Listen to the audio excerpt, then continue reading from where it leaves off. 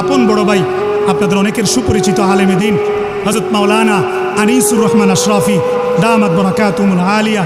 আমি ওনার আপন ছোট ভাই। তুমি ইসলামী হুকুমত কায়েমের জন্য তোমার সময় নাই, এগুলো তোমার বুঝে আসে না।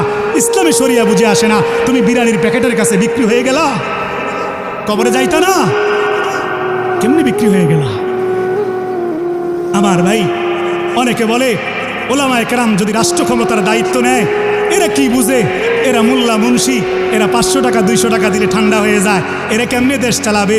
ও বেকুব, তোকে বলতে চাই যে এই কথা বলস স্পষ্ট করে কান খাড়া করে শুনে রাখ।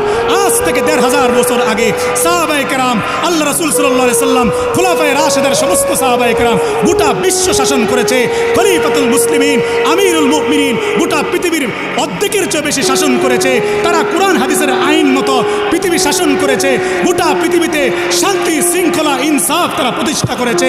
আমার কথা হচ্ছে 1500 বছর আগে কোরআন হাদিস দিয়ে যেভাবে শান্তি প্রতিষ্ঠা হয়েছে, আজকেও যদি আল্লাহর কসম করে করতে পারি, বিশ্বাস করেন আমাদের সমাজের মধ্যে যদি, আমাদের রাষ্ট্রের মধ্যে যদি কোরআনের আইন চালু হয়ে যায়, আল্লাহর কসম করে বলতে পারি একটা চোর আর চুরি করার সাহস পাবে না।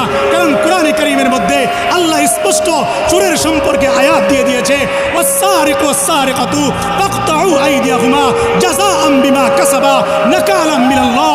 আল্লাহ বলেন চোর পুরুষ হোক আর মহিলা হোক, চুরি করে যখন ধরা পড়ে যাবে সমস্ত চোরদের হাতের গোছাগুলো কেটে দাও।